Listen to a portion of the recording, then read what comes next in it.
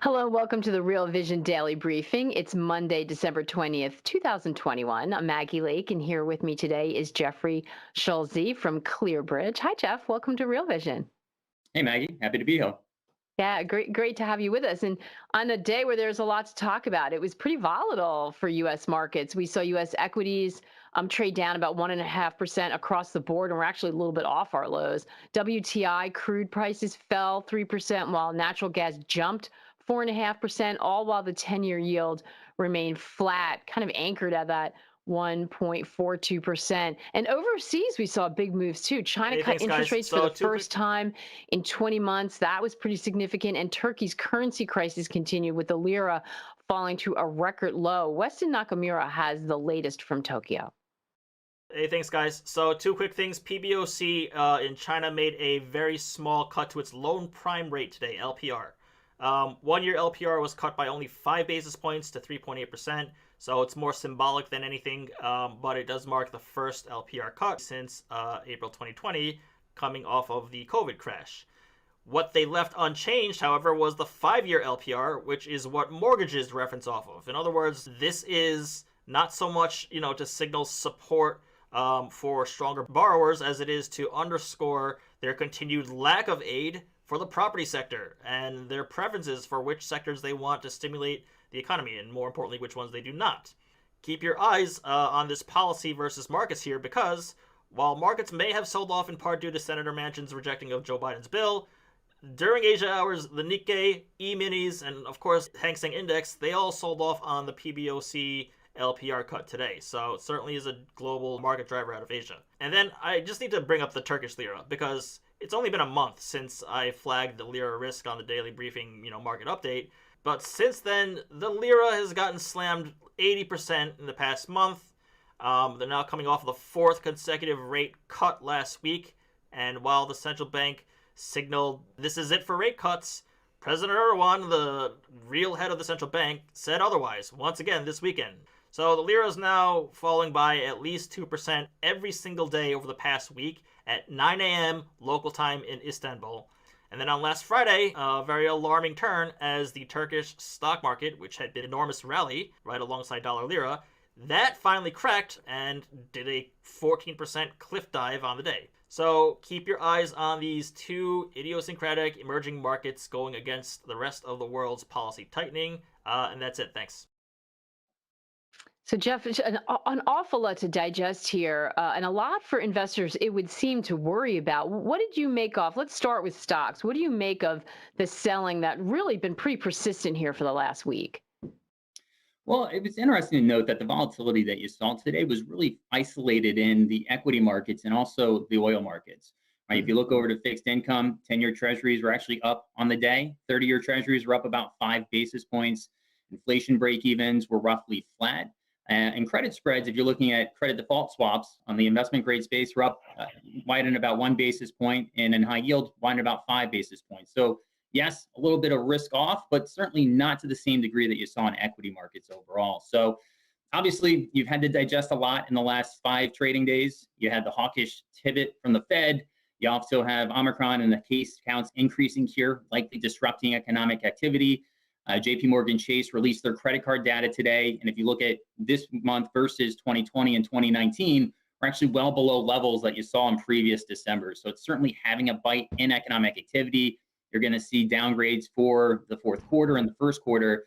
And it may actually reflect on some weaker earnings near term. But the third thing was obviously Senator Manchin dropping a bomb about the Build Back Better plan likely being on hold or potentially not moving forward at all. So a little bit of risk off, profit taking in this type of environment makes sense given the changing dynamics that we witnessed over the last week.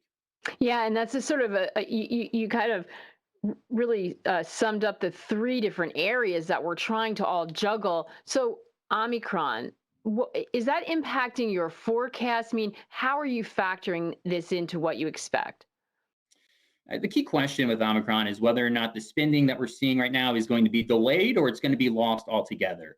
I think obviously you're going to have some foregone spending that's never going to make its way back into the economic bloodstream, like holiday travel, New Year's Eve travel, for example, and going out and doing things that you would normally do. But nonetheless, I have ratcheted down fourth quarter expectations by 1%, first quarter expectations by 1.5%. But nonetheless, if you look out to 2022, I see this as a mild disruption overall.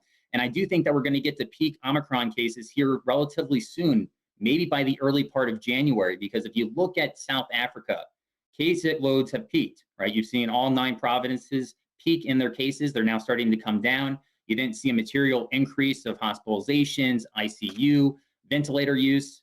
Deaths were really unchanged throughout the entire process. And this has been about twice as fast as what you saw during Delta.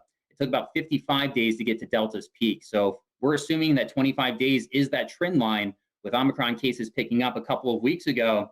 We're potentially looking at early January, maybe mid-January, to see that peaking here in the US. And if people aren't going to go to the hospital in the same rates that we saw with other variants, you don't see a big uptick in deaths. I mean, again, this disturbance that you're seeing in economic activity is going to be relatively minor. Mm. What about the impact from overseas? I mean, we know China has a zero tolerance policy. We do see some other countries, considering lockdowns again. I don't think most people that I've spoken to over the last week or so on these programs don't think we're going to see any kind of lockdown in the US, but could it exacerbate these supply chain problems that we have? It certainly could, right? The White House is making a pivot, not focusing on cases per se, but obviously severity. So there really doesn't appear to be any appetite for a lockdown here in the US. So I think that's a very unlikely scenario. But again, following these zero tolerance policies in areas like China and a lot of Asian countries, I think this certainly has the potential to create disruption similar to what we saw with Delta back in the third quarter and perpetuating these goods inflation that we're seeing and making it a little bit more stickier than what I've been anticipating, which is a peaking out of inflation in the first quarter. And then the second quarter, starting to see inflation move meaningfully down throughout the course of 2022. But this could throw a wrench in that viewpoint, and it certainly could perpetuate these supply chain issues and create a massive supply shock, similar to what we've experienced over the last year. So obviously something that I'm watching. You saw the port in China shut down here recently, but you can't contain Omicron because of its contagiousness. So I'm not sure if governments are going to come to that realization and realize that it's a fight that they can't win and abandon what they've done in previous sessions. But again, that's something that I think is really going to dictate the near-term direction of inflation. And that's going to be really key for the Fed, isn't it? It will. It will. Now, obviously, if the Build Back Better plan doesn't move forward, that creates less of a growth impetus or an inflation pulse into the economy over the next couple of years. So that could be a reason why the Fed remains on the sidelines longer than what people are anticipating. But again, if you have these supply chain issues pop up again and inflation continues to be sticky and moves up to the upside, that could also cause the Fed to move in March, which is what the market's pricing in right now, and what's my base case scenario. But again, the Fed can't really control the supply chain issues. They've talked about that over the last couple of FOMC meetings, but they can have an impact on aggregate demand. And if inflation is at a 7 or 8 handle in the next couple of months, when we get to that March meeting, I think a rate hike is a foregone conclusion. It certainly seems so. If that's the case, what do you make of the action we've seen in the bond market? Because we don't see the 2-year, rather the 10-year. We've seen reaction in the front end, but we haven't seen the 10-year move, or the long end. Is the bond market telling us something? Are we pricing in too much from the Fed? What do you make of that? Well, you haven't seen a lot of movement. I think that's a reason why you haven't seen a lot of movement. It's the Fed is basically cutting off the right tail of inflation right now. So that a lot of people were concerned about a policy mistake, that they be behind the curve, and they've obviously changed that perception with the FOMC meeting.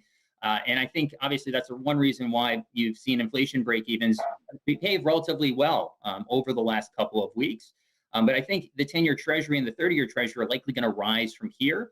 Especially the 10-year Treasury, because if you look at the last 11 hiking cycles, the 10-year Treasury usually bottoms a little bit before the beginning of that tightening cycle and moves up on average about 111 basis points. So given the fact that the 10-year Treasury has remained sticky and was up a couple basis points today, this can actually be the beginning of that move that you traditionally see at this part of the cycle.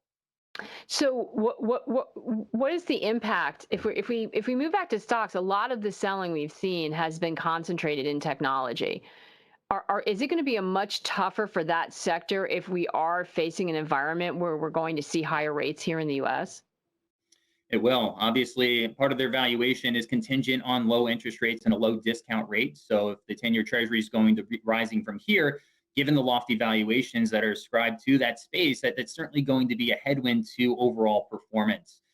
Interestingly, over the last 2 or 3 weeks since Thanksgiving, you've actually seen value outperform growth. Now, this is not what you would expect with rates actually moving down in this type of environment. There's been a little bit of concern about Omicron and the growth prospects that it brings along with it.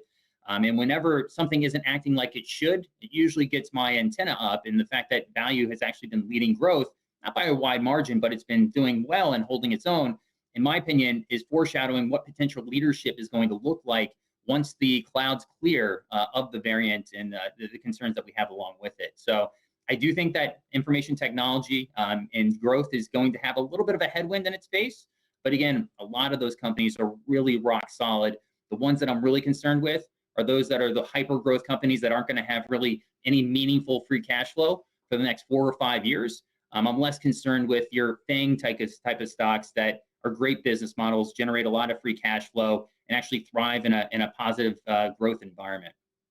Yeah, that's what's hard to wrap your head around is, I understand what you're saying about the threat from rates, but you have a situation where some of these companies really seem like they're kind of tied to the future, right? They sort of dominate every part of our life.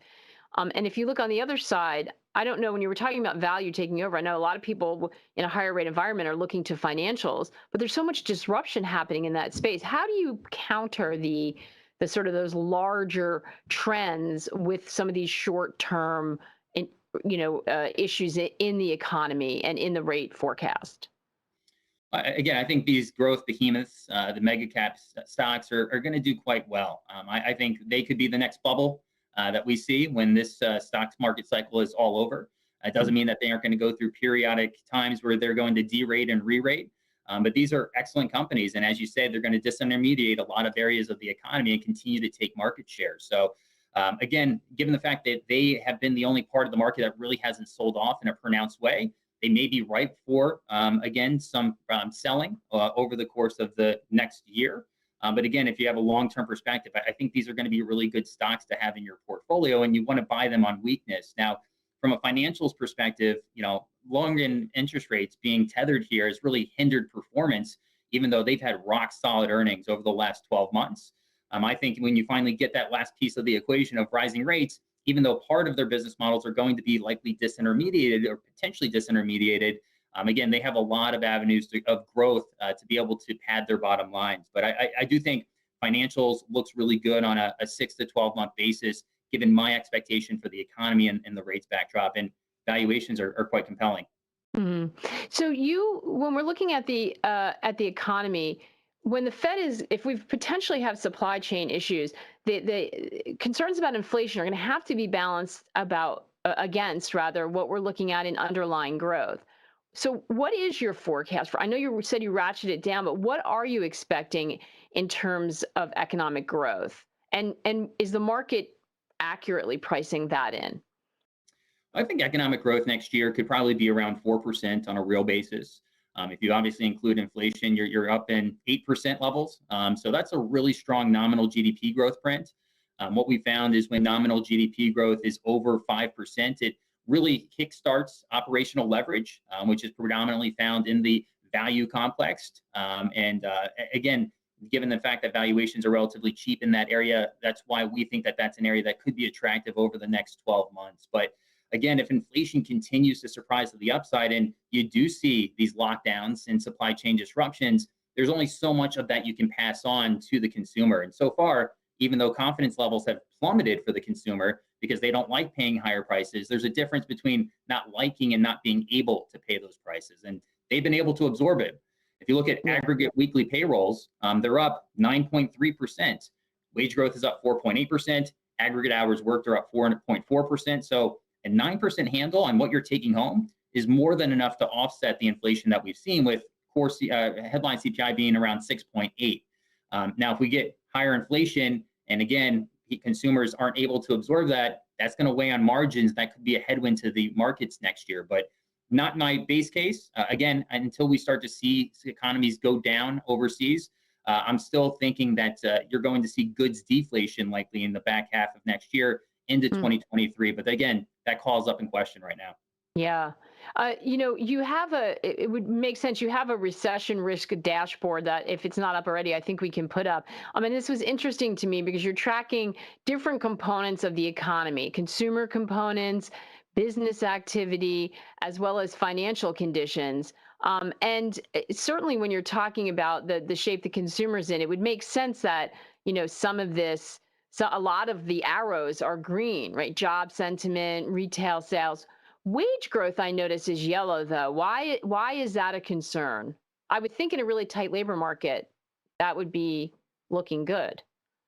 Generally speaking, it is a good thing, but usually wage growth pops up late in an economic cycle. Right. Wage growth tends to be one of the biggest drivers of inflation, which the Fed is usually reactive to with tightening monetary policy. The good thing about wage growth is one of our longer indicators. Usually, wage growth will turn red anywhere from 2.5 to 2 years prior to the end of an economic cycle. So the fact that it's yellow isn't a concern to me, but the one thing I will mention on wage growth is that I do think that there's a lot of labor supply that's out there that's going to come back into the labor market once we get to the first and second quarters of next year. A lot of people are out because they had generous unemployment benefits over the last year. And what we found is the median household has accumulated after-tax pay of 0.8 months prior to COVID, so 2.8 months. So people that are unemployed, they've had that cash cushion, but they're rapidly running through that. And I think that ultimately draws them back into the labor market with about 8.5 million people losing those federal unemployment benefits back in September. Also, again, one of the things that we've been watching is people that are scared of coming back because of COVID. Hmm. If Omicron ends up being more contagious but less deadly, this effectively puts an end to the pandemic, and it makes it not a pandemic anymore, but endemic. And these individuals will eventually come back into the labor market as well. So again, wage growth is a little bit higher than what we would normally associate at the early part of an economic cycle. But at 4.8%, I could see this coming down into the low 4% range as we move through 2022 and into 2023. And I guess the good news is I don't see any red signs for recession. So is that completely off the table? And what else should we be keeping an eye on in terms of maybe a lead that would make you concerned? Yeah, I would say it's very unlikely. Nothing is ever completely off the table, right? We witnessed that with the COVID-related lockdowns from a year and a half ago.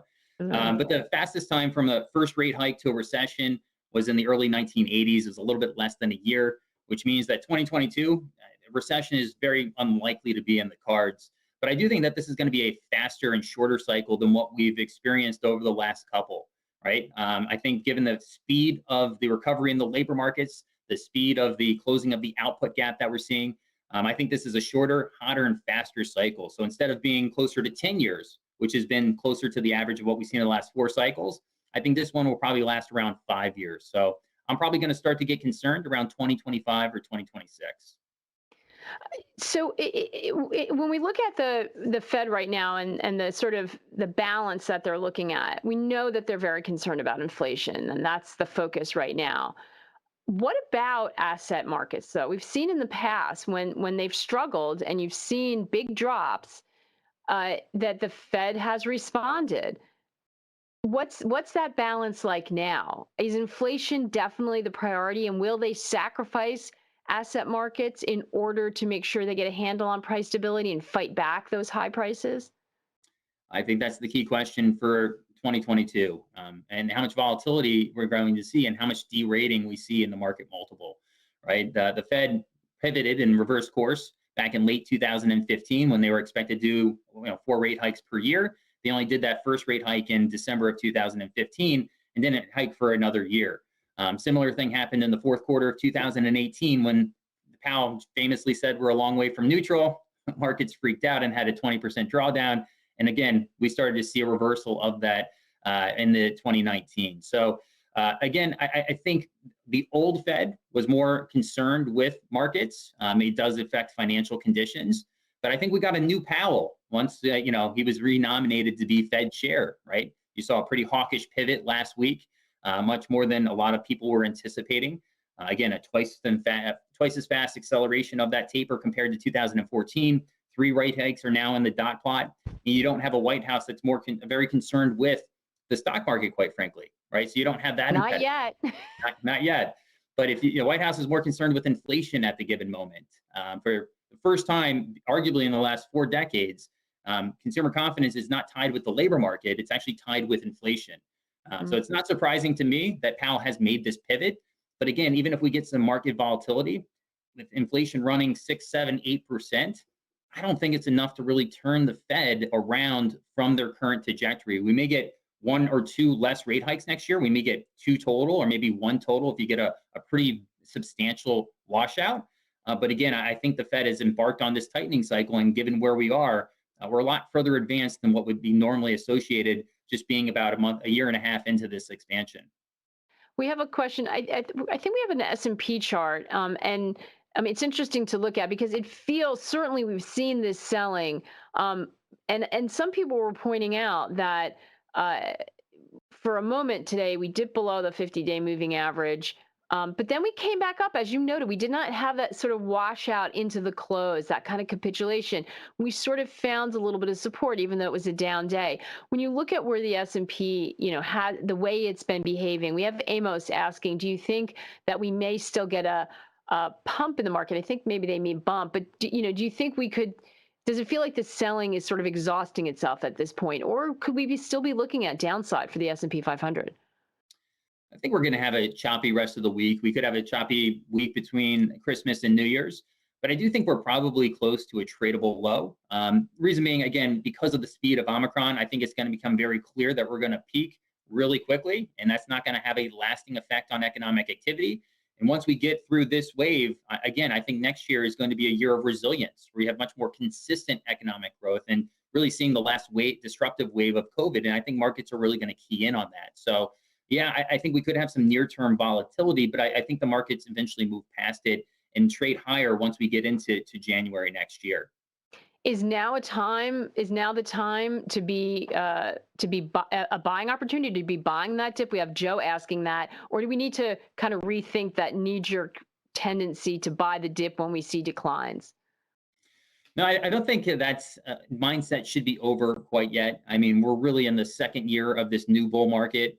There's a lot of greener pastures ahead of us until we get to that recessionary point, and we aren't really going to see a material slowdown of economic activity, given the health of the consumer.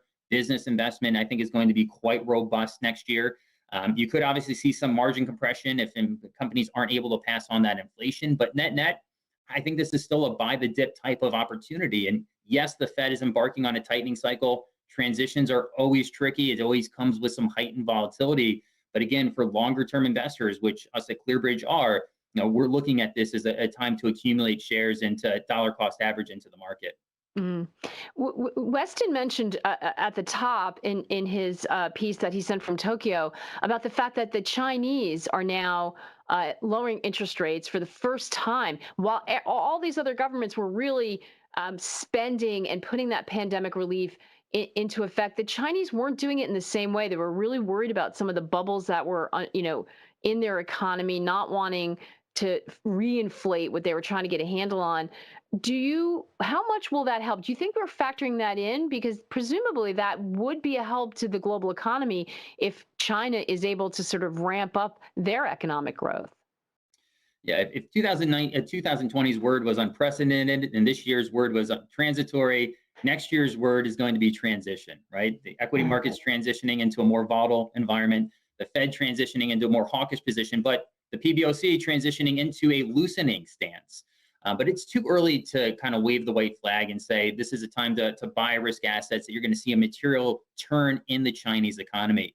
Now, the LPR rate was the one that was cut today, but it was the 1-year rate. Importantly, they left the 5-year rate unchanged, and the 5-year rate is the one that mortgage rates are keying in on. So the fact that they left that stable means that they're not really looking to pivot in the housing market, which is really the key driver of the Chinese economy overall. So I'm happy to see them have 2 RRR cuts here recently. You have seen some bond issuance increase here recently, but we're in the early stages, and I think you could have a pretty weak economic data still in the first quarter of next year and not really start to see that credit impulse increase till we get to the second quarter of 2022. But again, it's a great sign that policymakers are acknowledging the risks, and they even moved up their economic conference because I think they are seeing the risks in the economy. But again, I don't think that they've done a policy turn meaningfully enough to really get excited about risk assets, especially ones in China or economies that are tied to Chinese growth yet. Great point. And a really important space that we're going to have to watch because if they do accelerate, I would think that that would be significant. What about our housing market? We have a question from Yo-Yo asking about where do you see housing? If we're in a potentially higher interest rate environment here in the US, what does that do to housing? It's a pretty important sector for us as well. It is. And there's a lot of positive signs coming out of the housing market, right? Building permits, which is one of the indicators that we have on the recession risk dashboard, still flashing a very green color at 1.7 million building permits. Housing starts beat expectations this most recent month by 11.8%. The NAHB, which is kind of the premier home builders survey, was actually at 84, which is the fourth strongest print that you've seen in that series history going back to the mid 1980s. So all good signs that the housing market is healthy, and there's a lot of optimism as we look into 2022. Now, certainly prices are up. Affordability from that standpoint is down from where we were a couple of years ago. And even if interest rates move up, call it 50, 75 basis points, maybe 1%, again, I think that's going to hurt affordability. But again, even with the increase of prices we've seen, affordability is actually still pretty good given the balance sheets that you have with consumers and the wage gains that we've seen so far during this cycle. So I'm not expecting 20% year over year in house prices nationally like we're seeing right now, but I wouldn't be surprised if we get mid-single digit, maybe high single digit increases of housing next year because the millennial generation is entering into their household formation years and there's still a lack of supply out there. I think Yeah. supply on the market's like 1 or 2 months right now, which are very, very low. Yeah, we certainly see it here, but you know anecdotally have reports of it in so many places, especially even in second tier cities, right? Because of the whole work from home or virtual or work flexibility. We'll see how long it lasts. You've seen that sort of race in some cities that hadn't experienced that before. We haven't talked about energy prices, and we had this sort of move today where we saw oil down, but natural gas prices up. How important is that when we talk about the consumer? Being able to do things like afford homes and get out there and spend and support the economy. Well, it's really important from a confidence perspective. If you look at the president's approval rating overlaid with a barrel, a gallon of gasoline, they're mirror images of one another. When gas goes up, approval ratings go down. And again, if you look at the UMich survey, the reason why you've seen really strong drop of consumer confidence isn't concerns about the economy, but it's obviously inflation with gas and food have a very important component of that. So yes, oil's down substantially from where we were just about a month and a half ago. I think we're probably close to a bottoming of oil. I do think, again, given how quick this variant is going to rip through the global economy, I think a lot of economies are going to come back online by February or March of next year. So I don't see longer term disruption on the demand side of things. But also, you've seen supply discipline, not only from shale operators, even though you've seen supply increase here, but also from OPEC plus or ROPEC, including Russia. And as long as they keep that spare capacity offline, I think you can have oil prices that stabilize from here or potentially move back up into the mid 70s when things get in a more normalized environment. You know, we talked about value outperforming and maybe some of the opportunities, mega cap tech still looking attractive just because of the importance to the economy. What about small caps? Are you looking at the Russell and what's your forecast there? I know people have been tracking that and that's been a little disappointing. Interestingly, small cap value has been outperforming small cap growth here recently in all of this backdrop that we're talking about. So a clear signal to me on what potential leadership is going to look like as we get into the first quarter of next year. But small caps versus large caps, I mean, the valuation discount is near record gaps right now. I mean, there's a huge valuation discount. Usually small caps trade at a premium to large caps. Now they're trading at a pretty massive discount of a couple of turns. And given the fact that small caps are more levered to the US economy, if we've seen our last disruptive wave of COVID and the US economy is much more resilient next year, has much more even growth prospects, very low valuations and potentially better earnings than what consensus is expecting is a really strong concoction. And I will say this, you look at the S&P 500, much more geared towards goods consumption, which I think is one of the key reasons why the S&P 500 has done as well as it has over the last, call it 21 months. Services is much more geared to the Russell 2000. So again, in a more normalized environment, a re-engagement with services, that should lead to outperformance of small caps versus large. I hope we get to re-engage with services, Jeff. I really do. I think that is all our wish for the new year. There's so much fatigue around everything that's been happening. But thank you so much. It's so great to have you on Real Vision. So much great information there. I hope you'll come back and see us again soon. Thanks for having me on, Maggie. Terrific. And I'll be back tomorrow at the same time with Tony Greer. We'll get his insights on the market and a look ahead to what he's thinking about for 2022. In the meantime, the conversation continues on the exchange. Take care and good luck out there.